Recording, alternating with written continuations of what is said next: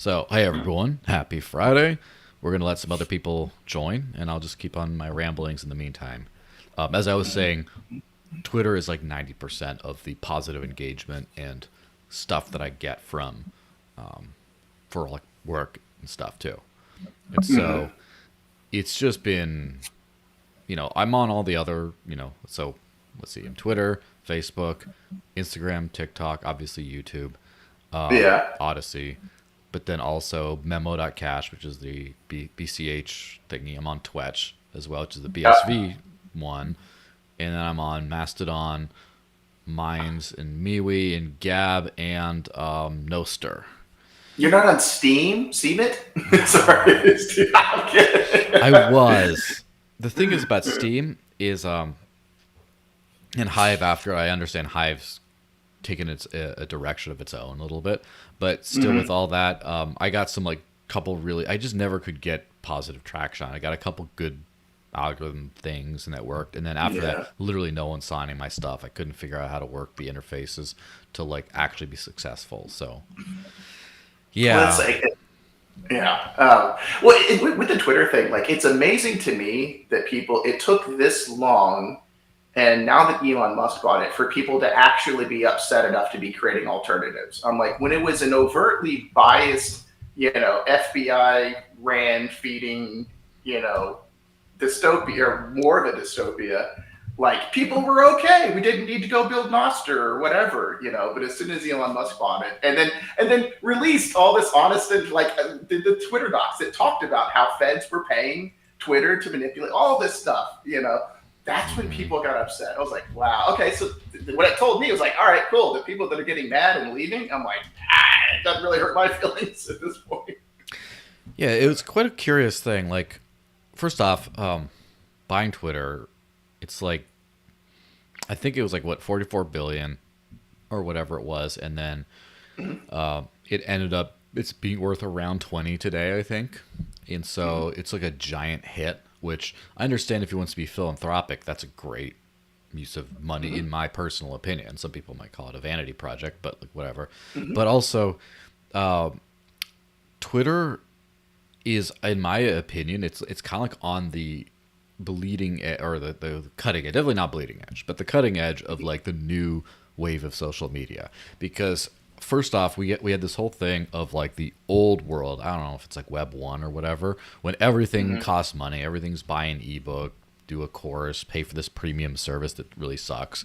And then at some point, the free internet came around, and free meaning like you don't have to pay for it. So people got really spoiled with the free internet, but then the free internet services used them as the product, like information sharing and data collection and ads and stuff. And that model it's sunsetting.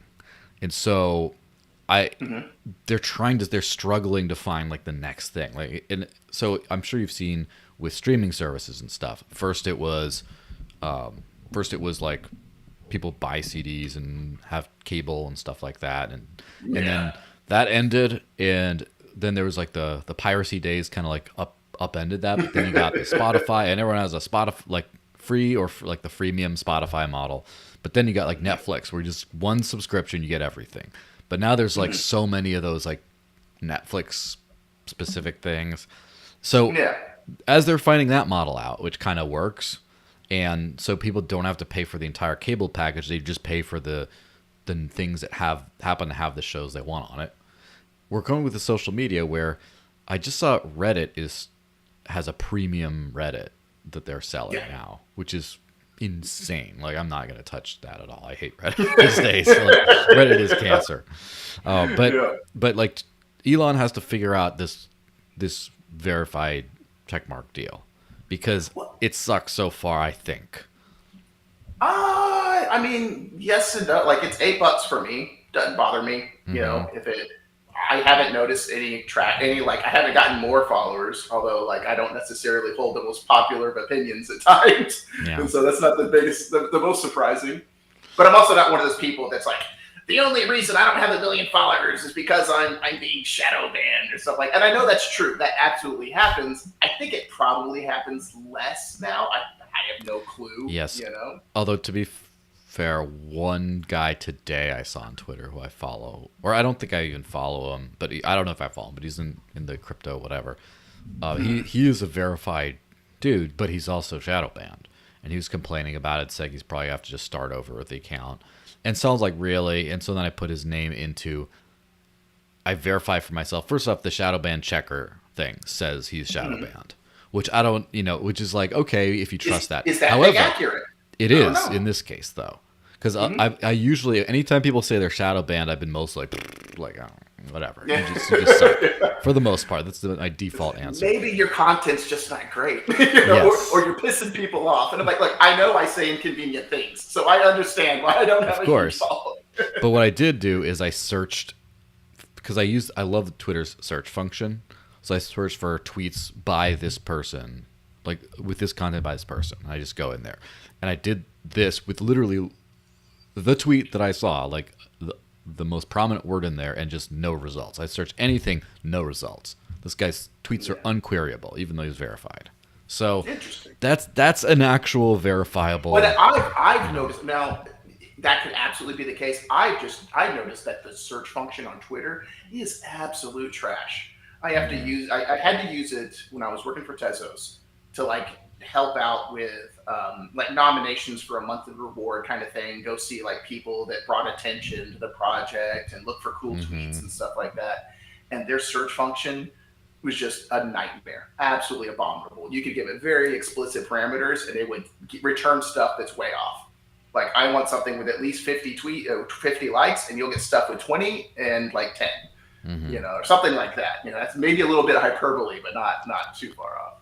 Yeah, the biggest thing I think is Twitter is trying to do things, and they. Well, as you were mentioning, like that model where they learned to like just do kind of a subscription thing. What we also found is that they're still taking our data and selling it. We're paying for it, and we're the product. They're getting it on both ends, and that to me is the big push for like, if it's not totally free open source software, and in my opinion, like if it's not MIT, like totally unrestricted, you're not putting any binds on my future behavior. In my opinion, that's my standard for like free open source software. I know there's like GPL 2, 3, all that different stuff. I'm like, hey, if I need, no thanks. I want very simple. It's actually free and I can use it from there.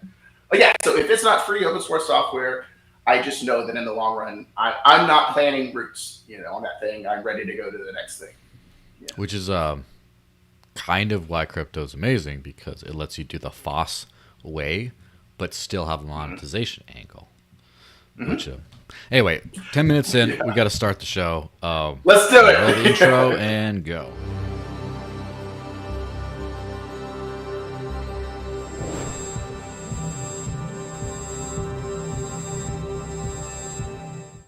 So, hey everyone, happy Friday. I thought it was Monday. I'm joined with the one and only Jarrod Woodard. How's it going, man? Doing great, man. How you doing, Joel? I'm doing pretty good. I mean, life is actually pretty good. I got a little too much stuff on my plate for the next week. A lot too much stuff in my head right now. But if I take a step back, life is actually pretty freaking amazing. And so I don't really have any complaints other than I wish I was more productive and efficient. But that's on me, and I will work on fixing that. But anyway, we have a good show for you guys today. As always, hit the like button and subscribe and all that good stuff. I need to do a better job at like self-shilling and self-promotion and stuff. So let's just do that. If you have my NFT, which cool people do have them, it's hard to get. I mean, you can pay like basically $100 to get one, or you could be on the show. You can go into the Digital Cash Rundown channel of my Discord and just type in super chats. And I encourage you to start thinking of stuff to say, because this show will get away from us quickly. And yeah, there we go. Well, speaking of which, we actually have a super chat waiting for us right here. Hilawe says, hi Hilawe. What is the online resource for shadow banning searches? Open sourcing Twitter was a great move. Yes, open sourcing Twitter was a great move. Let me see if I can find the shadow banning. Okay, I'm gonna drop this in the live chat and also on the Discord. But it's shadowban.yuzurisa, YUZURISA.com. That's the tool that people use for this kind of stuff. So let me just plug that in here. There we go. Odyssey first, why not? And into the YouTube one, and then I'm gonna tag Hilawe in the general and do it there. Yeah, so that's an interesting thing. But the open sourcing of the algorithm, maybe before we do the first story, I should just say that is that's a boss move, and I wish it shows strength too, because if you open source the Twitter algo, Twitter algo is amazing. It's not perfect. It's far from perfect, but that's the biggest thing, because I'm on all these alt channels like Mastodon and stuff, and the one thing that sucks is their algos just suck. It's all just like sequential follower, whatever isn't an algo. But the algo that just lets you, that's the thing is like what I do on Twitter. Twitter is like 95% of my knowledge of news, like current events and news, knowledge of like crypto stuff, and also my like authoritative stuff. Like I'll see, like Coinbase does an announcement that they're doing this thing, and I don't go to like some blog site or wherever, like Coinblog. You go to Twitter. I go right there, and then there's people doing their takes. It's so letting anyone copy that is kind of dangerous. However, I guess it shows like, look, we're ready to compete. We're ready to actually be the best platform that has an algo with the best algo and just the best user experience. So it all remains in how they do the Twitter Blue stuff. And apologies for this long, annoying rant on this stuff, but honestly, hit it, man. The way I think that they should monetize is semi like the Twitch model, where you just let people monetize Twitter for themselves. Like, for example, like anytime you hit a like, you send them a little bit of money, and then and the Twitter just takes a small bit of the crypto or whatever you're sending. And then the same thing is, this especially works for like celebrities and stuff who like want to monetize their Twitter. Yeah. There's something on Twitch called the troll toll, which lets you set a price for a certain user to be able to interact with you. And that's a genius move, but I think that there's a better, like you could literally set a comment toll on your tweets, because once you become famous enough, then it's just like pay 50 cents to tweet. Oh, pay, and then take a piece of that, give it to Twitter. That way, individuals get to monetize their social reach without like shilling a newsletter, some nonsense. I and then absolutely love makes that. money. Yeah. Well, and I love like that crypto makes this flexible, and I've thought about this for a long time. Can you tweet at Elon real quick? Tell him he's got to go listen to the show. Like, bro, we got some advice here. It's gold. Thank me later. I'll take my cut in Dogecoin, whatever. But I absolutely love it, because it's also a great tool for moderation. Like I've moderated a bunch of channels and forums and Discord servers and things like that. And moderation, it's a huge overhead thing. And if you can say it costs like, you can make people post a bond, like 50 cents to leave a comment, and they get it back after like a day or a week or something like that, whatever it is, if the comment doesn't get deleted or like, something like that. And so, or if you don't have to, if a moderator doesn't have to come in and be like, bro, this is out of these rules you agreed to, what you doing, Yeah, I moderate a few groups, and it's really annoying because, everything. And I love the paid model in the sense that you will never, ever, ever, ever, ever, if in a free, where anyone can create an account and get, relatively the same access, you're never going to know that you're dealing with legitimate people, somewhat legitimate people, or just like people, period. Just like, I know you've worked in crypto, I've worked in crypto. There are bots and trolls, and it's not just crypto, it's the internet in general, but there's a million sock accounts for every engineer, And it's whack-a-mole, unless there's a price for interaction and for creating an account. So I don't think we're getting away from that. And look, it maps reality, Yeah, that's the best thing about crypto monetization, tokenomics, all that is like the the most important part of crypto, other than making it work and being decentralized. But yeah, we get away from ourselves a little bit. Let me. We're on. We're saying too many positive things. This is the hater talk today. All right, so the first one, Michael Saylor is Michael Saylor. Let's just say that. No, but he. So I put up this tweet from at Don't Trace Me Bruh on Twitter. He says, which I'm just gonna. So the I guess the headline part is Michael Saylor in some podcast appearances or whatever has been not only talking smack about gold, but also defending the U.S. dollar and saying it can work long term, side by side with Bitcoin. Yeah. And so the tweet from Untraceable at Don't Trace Me Bro says, Michael is the biggest cuck in Bitcoin. He says, gold is the enemy because gold is sovereign private money, not backed by a government, and doesn't collect taxes. You want the U.S. dollar to grow. And he's putting a red flag after each of these. He just doesn't want to upset the bankers. Red flag. Dismisses privacy. Saylor said you don't want gold. That gold is the enemy? Yes. That was supposedly a quote where he says, I have some strong feelings about this. Yes, and he Please says, continue. because not backed by government and doesn't collect taxes. And he says you want the U.S. dollar to grow. And okay. He doesn't want to set bankers, whatever. Saylor is the rot in Bitcoin, is what this guy says. And I don't think he's the rot. He's a good chunk of the rot. He's chief rot. He's a symptom of it. Okay.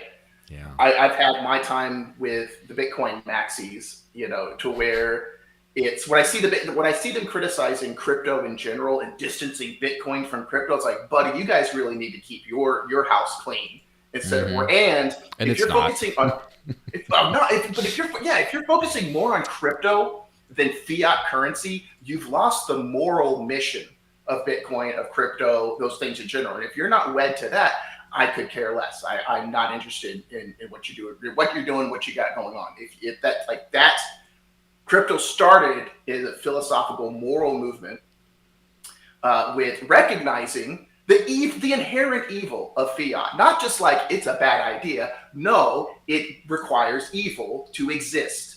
Period. Bitcoin has gotten away from that, at least enough to where someone like Saylor is a big name, championed name. And I would really like to see that change. So that's what I'm like, hey, y'all made this bed. You made this situation where you've got someone like Saylor rising up and speaking for you now and changing the narrative of what Bitcoin is for. That it's going to back dollars, Yeah, and the thing with Saylor in particular, first of all, I call him the CEO of Bitcoin because people keep saying that Bitcoin has no CEO, and I'm just like, oh sure, it's Saylor, which is a jokey troll, but there's a little bit of truth to that, where like somehow this jackass is like the figurehead for the whole thing. People are like, who cares who this like ugly dude going like this in a chair all the time has to say? Like, I don't care. Well, okay, so now he has brought some valuable insight into some aspects of it, pointing out some flaws in gold. It's great to listen to some argument. He did a debate with some guy about gold, and it was great to listen to. That he made some good points and stuff like that. But where he loses me is not recognizing the evils of fiat, the evil of fiat, and being, if you don't recognize that in the long enough timeline, we're just going to be enemies, eventually anyways. And now I risk, and any crypto should always be worried about this getting corrupted, captured by the state. That's always been a long conversation in crypto from the early days. Like, how does it get corrupted and captured by the state? And the Saylor path is ostensibly one. Now, I'm not an all-knowing genius, and there could be a great argument to say that having a Bitcoin-backed fiat is like some acceptable stepping stone in compromise in getting to where we want to go. I'm open to hearing that argument. I'm skeptical because how often has the political compromise worked out for us in the long run? They take it. The state grows and grows and grows like this beast. It's addicted to the power it has like cocaine, and it just snorts it up till it blows up. Well, that's the thing. And a note: political power is more addictive than cocaine. Yes, absolutely. I need to find the psychology paper that referenced that and made that claim, but I recall that, and just call me and I'll back it up. Hit me up on Twitter. I'll go find the paper. Yeah. Well, just don't snort it. But the thing is, this fellow. So first of all, you remember the whole like attack on Bitcoin meme, like everything's an attack on Bitcoin. According to some maxis, Saylor is a definite attack on Bitcoin because he's taken it in this weird direction where it's just all. First of all, it's all like fluff, not principles, like weird cyber hornets and all this nonsense. But then, so homeboy, first off, he buys a ton of this stuff, and we'll get to that later. But then all he cares about is it goes up and gets more dollars. And that's why he wants fiat to continue, because he's not in it. For him, it's just, this is an asset that can just grow. It's like a new gold that I can hold on to, and it goes up in value, and I get more fiat out of it. And he doesn't want to disrupt the powers that be for such a smack talking, like, oh my god, like there's no second best, like that whole nonsense. But then he wants to coexist with fiat is all right. It's very it's very telling about his true motivations, that this is not a guy who wants crypto for whatever reason, for any kind of intended purpose of like freedom. He just sees this is a valuable thing, and I'm just gonna pump it, and so I can get more dollars, and that's about it. Yes, well said. Well said. He absolutely does not recognize the moral evil of the state and of fiat, and that if he can't tolerate there is no second best in terms of like other cryptos or gold or anything like that. And don't get me wrong, I'm not a gold bug, but somehow he can tolerate fiat. Explain thyself. Yeah. So this brings us to the next story in the very same type of thing. MicroStrategy adds another 1,045 Bitcoin to its growing crypto treasury. I bet he got triggered by the fact they call it crypto treasury. MicroStrategy buys another 1,045 Bitcoin for $29.3 million, taking its total holdings to 140,000 Bitcoin, worth $12.6 billion.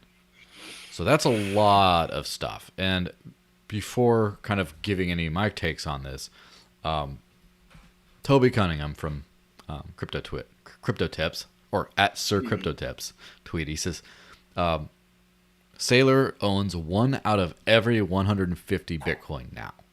If you think that's bullish, you don't understand Bitcoin. Okay. I have less of, I find it hard to be upset about that. I don't know is it the whole proposition of the proof of work model and stuff like that it doesn't matter how much Bitcoin someone has, that they can't change things, they can't control the narrative and stuff like that. But anything that just have more of an investment in keeping it sound, and at the same token, I'm one of those people where I don't see it as an inherent problem.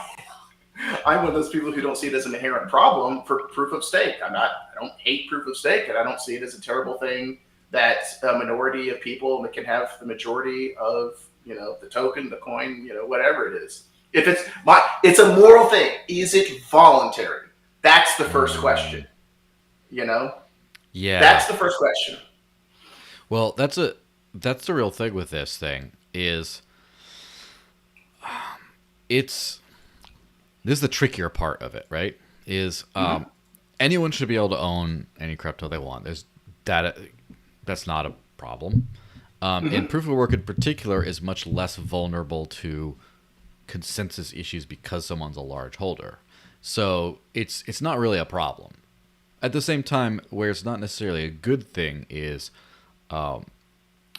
it helps to not have a single like super rich actor owning a big piece of this stuff. For in the case of something like Bitcoin, where it doesn't really factor into consensus, it does factor into market manipulation, maybe, of like when to buy and sell, and like can he pump it and dump it and stuff like that. So in that case, it's not like the greatest thing, but like I don't. The only thing to that me, makes it's more of a due diligence thing. You need to watch that person, be really invested in their interests, their integrity, their investments, stuff like that, and look at like, look at what it would cost them to like mess it up and things like that. And that should ostensibly open information, and you as an individual should own doing that due diligence, that kind of stuff. But it could entirely be the case that this one person is, like we were talking about that earlier. It's a minority of people that are obscenely productive and like create vast amounts of wealth and stuff like that. Yeah. And so like, for example, in the thread, someone responded and said nobody should own that much Bitcoin, to which Toby answered, I mean, it's a free market, but this definitely could present some dangers down the line. And yeah, I mean, it's really just like one thing that it kind of makes me nostalgic back to the days when people cared about centralization vectors, where they're just like, are the mining pools too concentrated? And are there too many of them in China? Well, what about this thing? And what about too much of the money in the rich list? Oh, this is a shit coin because it has like too much of like 12% of it is all owned by the foundation or something. And now it's like our standards these days, I wouldn't say our standards because that's not true, but the standards of newer projects where it's like pre-mine investor only, this stuff, ICOs, like all that stuff is just so common these days. No one cares. Mm-hmm. And I think that's one of the reasons why people care so much about Bitcoin is that it has a relatively well-distributed supply, and the super whale, the founder, is just like probably dead or gone. Otherwise just not in the picture. And so it's like, oh, if this is still kicking, we don't have this giant vulnerability. And so I guess that's why I call Saylor the CEO of Bitcoin, because first off, he's speaking as if he is. And like, who cares what you have to say, right? But he's speaking as if he is, and he has a ton of the money, and he's kind of assumed that sort of a role. So like, honestly, I guess I slightly disagree with Toby on this thing, where I don't really see it as that big of a problem when you think about it. It's just the problem is the attitude surrounding it, where it's like MicroStrategy owns, they own so much Bitcoin. It's like, well, we should celebrate when you don't know who owns all the Bitcoin, right? Because it's distributed, and then it's more now he has authority to speak on behalf of Bitcoin. That's the big problem. Is that perception. It's not him actually buying as much Bitcoin as he wants. He can do that if he wants. No, because MicroStrategy owns the Bitcoin, not necessarily Saylor, blah blah blah. That's a here nor there, or that's a little thing. But also, one of the most authoritative people on Bitcoin back in the day was Andreas Antonopoulos, and it kind of to find out he had very little Bitcoin, but he could speak very competently about it. Now, this was a higher integrity, higher standard marketplace back in the day, because we still had the outlier people, who are interested, and this is the price of broader adoption, and getting more people involved, and a symptom of like more left-leaning kind of socialist philosophy out there in society, where it's like someone has a lot of money, that's bad, or that person doesn't need that money, or something like that. When the question should be asked, how did they get the money? Mm-hmm. Did they do it morally? Did they violate a universal moral law, rape, theft, murder, coercion, any of those things, fraud? If they didn't do those things, and they did that, and they got that much money, that's a representation of how much value they brought to society, and we should celebrate that. Yeah. So that's, to me, I don't care how much money someone has. I want to know how they got it. Yeah. That's what speaks to me. Yeah, as far as like how much money, how much of a certain asset this one company or entity owns. Like if Binance owns like a third of the circulating supply of something or other, it tends to just not be a good sign. But it's not like it's bad in and of itself. It just, the better sign is always to see better distribution and more actors, rather than just like the one guy you see on TV all the time talking about it, have it. But like the thing is how much they own it's such a weird, almost red herring, right? It's all the stuff, the first part we were covering about this asshole, right? That's the stuff that's the problem. But then people are like, well, he owns too much Bitcoin. It's like, well, that means he can maybe dump and manipulate the market a little bit, but like it's not like this, the first part. Let me see, we got a super chat from I hit the wrong button, from Hilawe. He said Saylor is just an old guard fiat focused business guy with some level of awakening. We shouldn't expect him to be much more than that given his background. He's just shilling his investment and is just something we'll see more of. Yeah. I agree with that take, but at the same time, hey, let's call a spade a spade, you know? Mm-hmm. Let him do his thing. Let me just make sure I didn't miss another. Yep, that's what he said. All right, let's switch gears to, guess what, Ethereum. So I just posted this, like, 5 days countdown to the Shanghai upgrade, which expected date April 12th, which would, from my understanding, enable withdrawals from staking. So, yeah, I am not very educated on modern Ethereum, semi, but like not very, and I do have some some takes on this. But I'd love to let you go first to just have a little bit more of a realistic take. I'm a little more familiar with Ethereum now than I was a month or two ago because I came from the Tezos ecosystem that was much more familiar with. I guess, and when they made the upgrade to proof of stake, like it took them so long. I remember like working at Coinbase in 2017 and them coming and giving like a presentation on how they were going to proof of stake in 2017. So by like 2022, I'm like, yeah, I'll believe it when I see it, But pardon me, they actually did achieve it. They got to proof of stake, and so the credibility is good right now. If they don't enable that feature, it's going to be really bad. If people are looking at like market movements based on whether it actually works, I don't know. And not that I'm the best indicator or guesser of the way the market moves, but I can see it having little to no effect on the price. Yeah. Generally speaking, I mean, I think it's a good thing when something like this happens, that you get the next level of things. However, what I don't get is, first of all, how someone could consider proof of stake released if you can't get the money out. Like, obviously, like I think it's so. First off, I think it's I didn't realize this until after it was out that like they didn't have the withdrawal code written. And it's just like, you take it for granted that, like, of course you don't ship if you can't withdraw. Like, what? Yeah, and that's the thing is, like, first off, like, how is that considered complete? I mean, it did work, right? It worked. It transitioned. It's fine.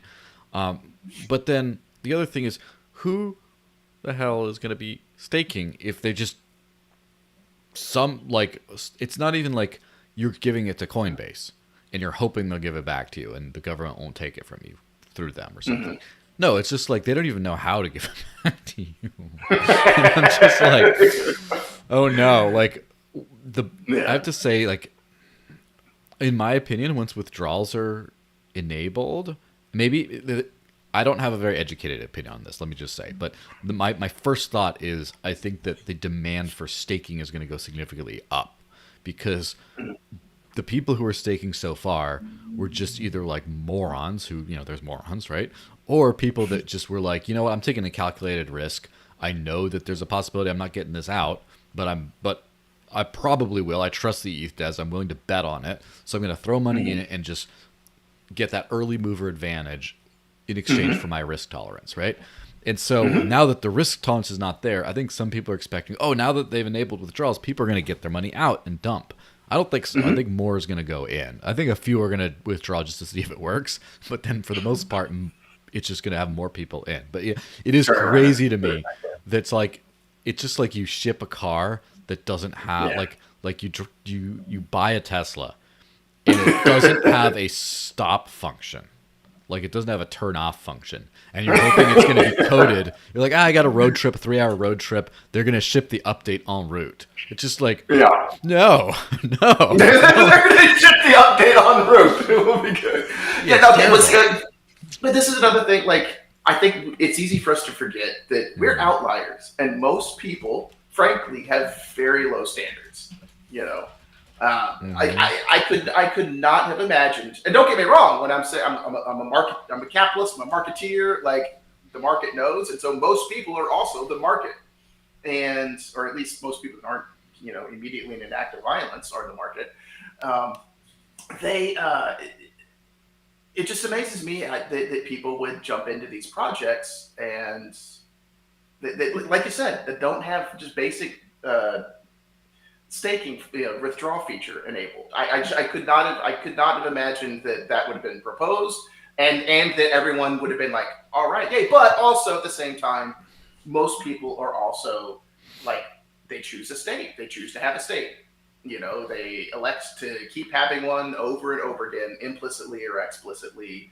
And so that tells me where most people are at and where their standards are at. And so, It also, it gives me, so my background, right?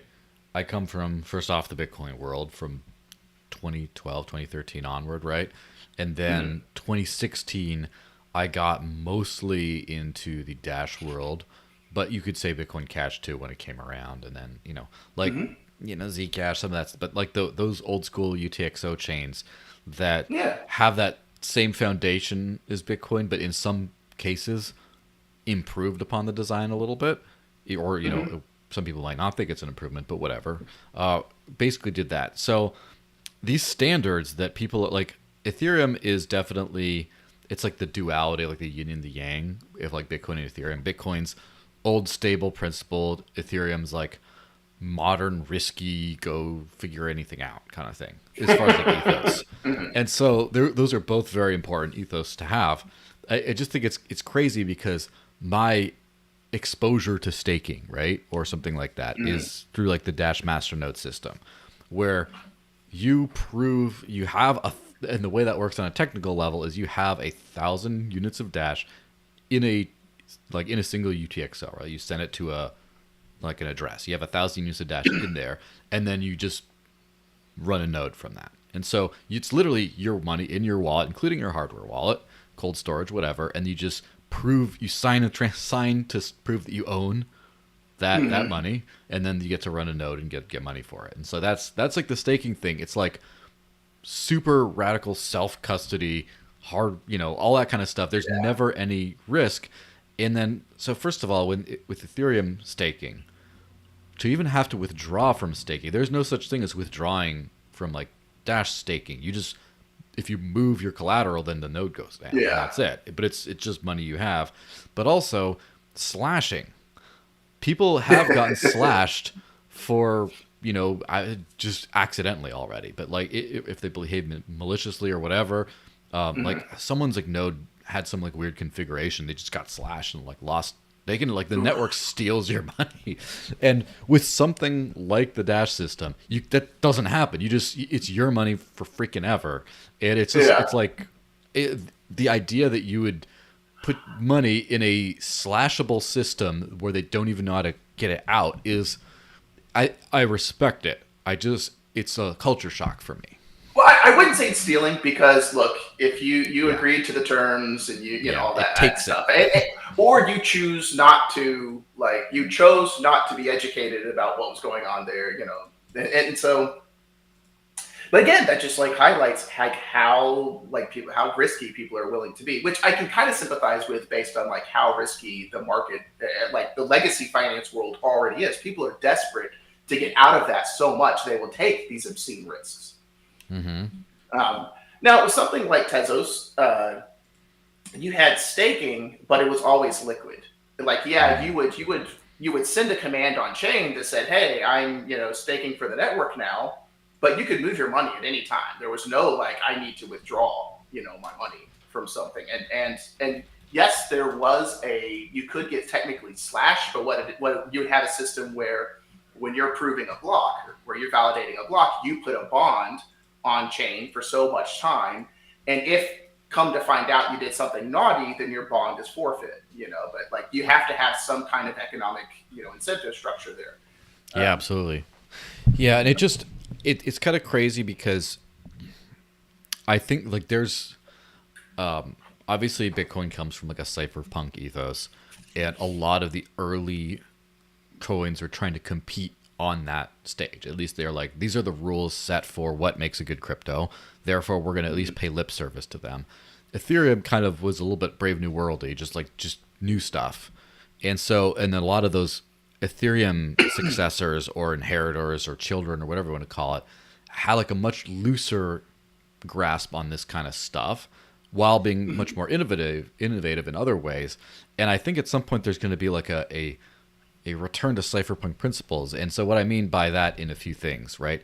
So for example, Thorchain. I love Thorchain. It's great. I love the Maya network, which was a fork of Thorchain that launched. Some people are calling the liquidity provision, the savings account thing that they provide, which I think is also awesome. They're calling it non-custodial staking, which is not true. And I understand why you say that, because your private keys move money into this vault, this big network run vault. And your private keys, by like signing a transaction, gets it out. So in that way it's non-custodial, but it is still in a collective, like big old multi-sig thingy, that if there's a code exploit, and there have been during the ChaosNet, like live test, like real funds testnet in the day, if there are exploits, that money gets stolen, right? Like that. So it's not non-custodial, but like it might as well be by today's standards. But by old school standards, it is definitely not. And the same thing goes for like Bitcoin and the UTXO model. And then as I said a million times, when I first got an HD wallet, I didn't understand what those were. I got mad that I kept getting a new address. I wanted to use the old one. Like I didn't get how that worked. But like the privacy of that, then even there's a very strong Bitcoin privacy movement even today, where you have like, Sparrow wallet and Samurai wallet and the Ronin node and all this kind of stuff. And just like, it's really vibrant. And then you have like, Polygon, where, buy my NFT on Polygon, by the way, I have a few. but it's like a 5 of 8 multi-sig. And because it's like Ethereum based, it's just like your address shows you everything, all your NFTs, all your money, all your transaction history, everything you've done. It's just like super public, and it's a privacy nightmare, which is why I love projects like Railgun, which you could kind of use on top of that to do like zero knowledge, privacy on top of Polygon and Ethereum and stuff for an extra fee, of course. But that's what I'm saying is the whole cypherpunk ethos type thing, I think needs to come back in a big way, because and I, to a certain extent, I understand that level of criticism for things like Ethereum or skepticism. The problem is the Bitcoin cypherpunk ethos seems to have translated into, well, only as like purism as far as the chain is concerned, but therefore legacy custodial services are all okay. And that's just like, I don't like that.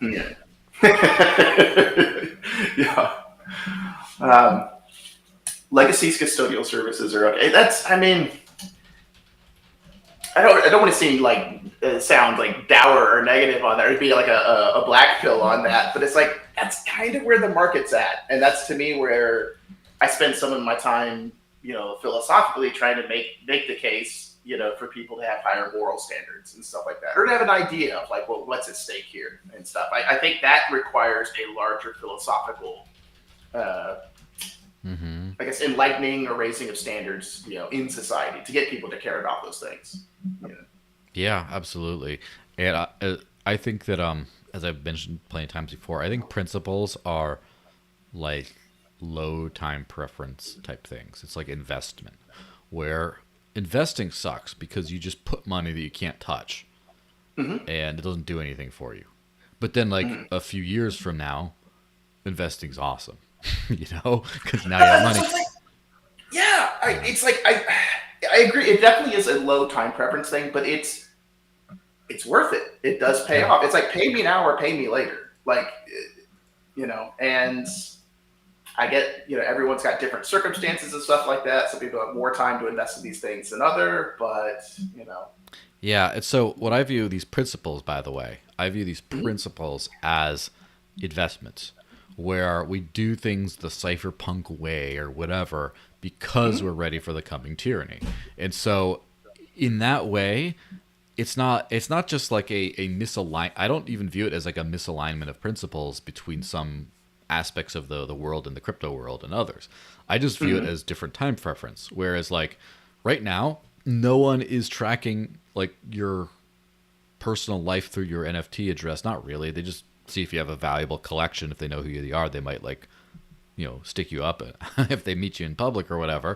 But that's about the only risk. It's not like, okay, your title to your house is in your NFT wallet. Your medical records are in your NFT wallet. All that stuff. When people know it's horrendous. So these principles, in my view, like privacy, for example, and decentralization, are all there as an investment to where you're doing stuff that doesn't make sense today, but it makes sense in the future. And what I believe that means is someday the short time preference person will be all about those because they aren't today, but it'll happen when it literally makes today sense to do these things. And then they're going to be dumping their centralized nonsense and be going for like the decentralized stuff because that's literally what works today. Well, and I'm with you on that. And that's why I made the choice to get into the crypto industry and learn what I could. Because I know that it's coming anyway. It's going to be a necessity anyway. Like crypto's not going away. It's here to stay, period. I don't care what states do. Not to say they can't, have an effect, but the crypto's going to be here in some way. And I'm already familiar with those tools. So when it gets to the point where every company's banging down the door to figure this stuff out, I know how to help. That's a valuable skill. Yeah, even if you understand basic things of like how seed phrases and HD wallets work and things like that. It sounds complicated. Find the right person to break it down in a simple way. It is quite understandable. Yeah, and like I'm in the VPN and Tor era as well, writing a node through Tor and using VPNs for stuff, and it's daunting at first, but then you just like click a couple buttons before doing stuff, and then it's not that hard once you get into it, right? About like, oh, I'm just gonna have a VPN app. It's like, how does that work? Whatever. Once you set it up on your phone, you use your VPN now. It's fine. You just go back on your way. I watched one of. Oh, sorry. Go ahead. Yeah. Well, just interesting. So Hilawe throw out a super chat, and then we'll hit the last story and wrap up here. He says, have you seen this Wall Street Journal article? It's paywalled. And then he posts this link to this, and he says, there's a quote from the article. It says, the burgeoning decentralized cryptocurrency market threatens U.S. national security and needs greater oversight and enforcement against money laundering, the U.S. Treasury Department said Thursday. The warning in a new Treasury report assessing the risk of so-called DeFi markets lays the foundation for tougher regulations and punitive action by federal agencies. In other words, if you're in DeFi, incorporate in the Cayman Islands or whatever, the rest of us use a freaking VPN. And that's it. Like, okay, so I recently helped out someone with a Bitcoin presentation, and we went into this. And the disparity between how much money is laundered in legacy finance versus, I figured it was just Bitcoin or all cryptos together. Let's say it was just Bitcoin. Was something like, it was a range. Let's see. It was like 300 billion a year. It's like 100 billion to 300 billion a year was the high and the low range estimated for legacy finance. We're talking about the normal banking system. And for Bitcoin, it was like 30 billion, I think. So we're talking like less than 1% comparison. And this is a case I've been making up and down for a while now, is legacy finance needs to catch up to the integrity of crypto, not the other way around. You can actually edit crypto. You can actually hold the people that are like writing the code and things like that and using it. You can actually have some influence on that. And you can choose amongst, many options. You've got actual free choice there. And on top of that, sorry for a bit of a tangent, but like, okay, you remember the library case? You remember how they came, I forget this term, where it was like they had to make sure the wrongdoer couldn't profit. So they wanted to like basically destroy the company and clawed all this money out of the situation. But then you find all the time, like banks across the world get caught for like $270 million or $1 billion or whatever. Sorry, I'm just throwing numbers out there. They profit. They get caught. Yes, they get like $10 million penalty when you help launder like $400 million or something like that. It's like, what a joke! Come on, we live in a parallel legal system. Clown world. Yeah. Definitely. I was saying one last thing on that. Yes, they're absolutely going to attack crypto by saying it's a threat to national security. That's not news. That's gonna happen. Yeah, and maybe my optimistic take, I don't know, but like my take on that is it's not going to get that much. Like a lot of companies are going to offshore for sure, and some things are going to get harder. I don't really see it being that much of a big problem. I don't think this is like the when we had the like cypherpunk like wet dreams about like, oh, they're gonna come after us and we'll be like back alley dealing, like all this like complete black. I don't think that's gonna happen at all. I just think it's gonna be tricky for U.S. companies. U.S. companies are gonna hate it. They're gonna leave the U.S. right, and I think that also we're in end of empire vibes. Maybe more of a political comment than a crypto comment. We're in end of empire vibes. No, that's the truth. It's I don't think that the current administration, I'm not just saying the president, but like the current structure, like ever since, the Twitter files and everything else came out and all this stuff, I don't think there's going to be a big pendulum swing the other way.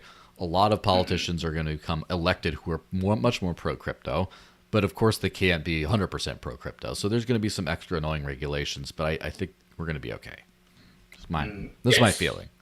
Let's wrap up with this Apple thing, because it's kind of like super irrelevant, but it's kind of quite relevant too, right? Bitcoin white paper is apparently hiding in Apple's modern macOS. Apple's Mac devices have apparently been hiding Bitcoin's white paper for up to 5 years. So I'm sure you saw this story here, right? Where the Bitcoin white paper has been shipped with every copy of macOS since Mojave in 2018. So, what's your hot take on that? I don't get why it's news. Not that I don't mean that in any kind of like anti-Bitcoin way, but it's like, let's not forget that for a long time, there was a period where people were breaking their Apple phones because they had banned Bitcoin wallets back in the crypto wallets and things like that. Like that's how you know. You remember that?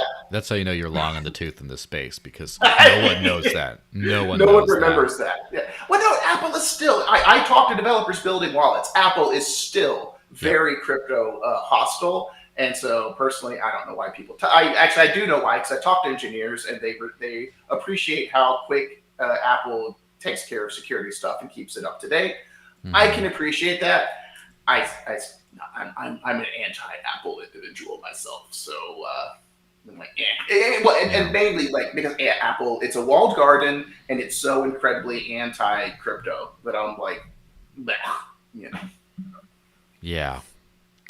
It's pretty crazy. Having it everywhere, I mean, it's kind of like a throwaway. It's like it doesn't really matter, but it does kind of point to the permanence of this in the space right now, to where it's becoming very fashionable. We're hitting this time when crypto in general, but specifically Bitcoin, because that's like the standard bearer as far as I don't think is a standard bearer as far as the crypto ecosystem, but anymore. I think Ethereum has kind of taken that number one spot. But as far as like the logo, as far as the ideal, as far as like the top of mind awareness and branding, Bitcoin's very strongly number one. And now it's hit to the point where people who like, it's kind of like when like Elon, when he was just some billionaire at one point. And then he was like, oh, he's the guy who's into like SpaceX and Tesla and stuff like that. Oh, that's cool. But like still it's like some people had stuff to say about him. Then he hit into that mega public sphere area where just Well, like he started. like same with Joe Rogan. Joe Rogan was just like a dude with a podcast that some people knew about. But then when he hit where now everyone says something about him. And so it's the same thing with Bitcoin. Like Greenpeace is doing their skull thing, and then like Saylor, oh, Bitcoin this and that, and then now you have like the governments can't stop talking about it. I don't know what they're gonna do, but they can't stop talking about it. And of course now it's like it's referenced, the white paper is referenced in the Apple code or whatever. It's just another. The message doesn't mean anything. It's just a greater part of the evidence of crypto is at top of mind awareness for the planet. Yeah.